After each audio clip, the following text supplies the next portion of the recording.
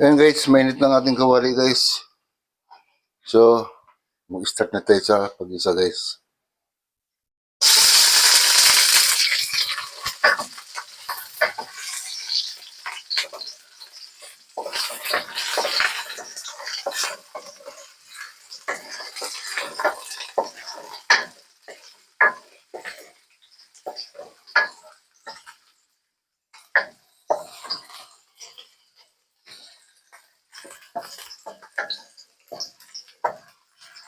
Ayan guys, inuna natin yung ano guys. Tapos sunod natin yung bawang guys.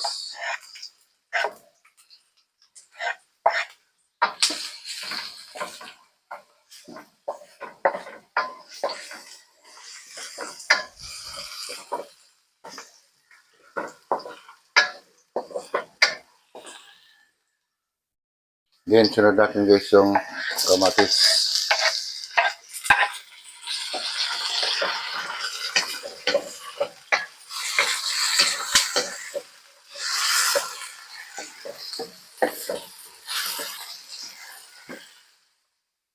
Yan guys, sunod na natin yung ano guys.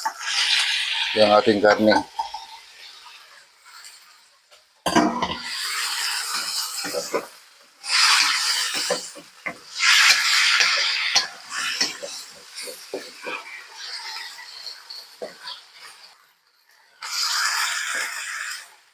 So next, isunod na natin yung ating binabad na munggo. Yan. Binabad naman to, so pwede na itong bigisa lang muna.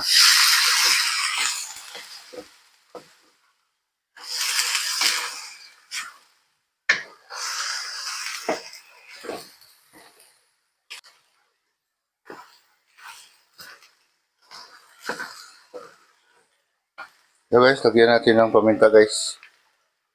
Timplahan natin guys. Tapos guys, lagyan natin ng patis.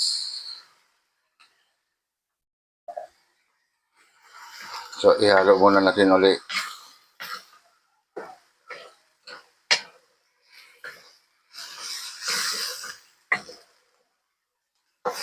Madali na lumambot yung munggo nito guys kasi magdamag natin binabad yan. Ngayon kung hindi nyo nababad agad, papakuluan nyo lang sila. Yan guys, tapos ilagay na natin guys yung ating tubig. Yan. Pero kulang pa yan guys. Mag-add pa tayo. Ayan guys. Kasi meron kasing ano guys. Meron kasing bihon. Baka yung sabaw ay madali lang matuyo. Yan guys, kumukulo na guys. So, ilagay na natin guys yung ating pork cubes. Pandagdag lasa yan guys. Lagyan natin ng magic syrup. So, ilagay na rin natin guys yung bihon. Bihon ba to? Sutanghon pala. Yan. Para medyo maganda kainin pag may sutanghon.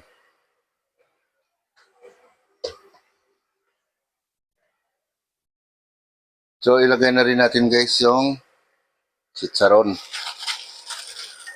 Ayan, kasi malambot naman na yung karne.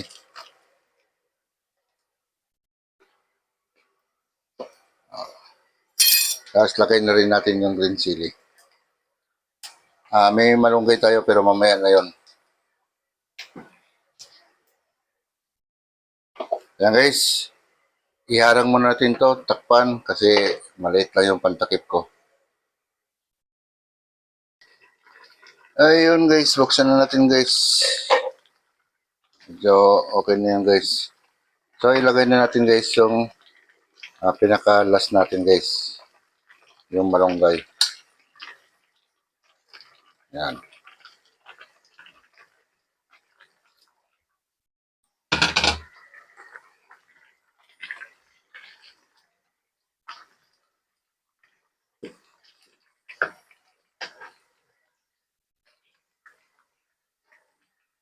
Ito yung sabaw guys.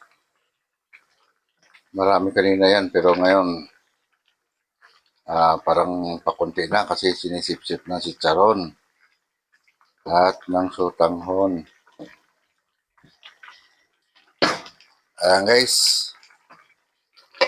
mga 2 minutes lang siguro. Pakuluan natin. Ayan guys, buksan na natin guys. Medyo okay na to guys. Ayan o. Yung chicharon naman maluto para mamamaya yan dahil mainit yung sabaw. Ayan, pwede na yan.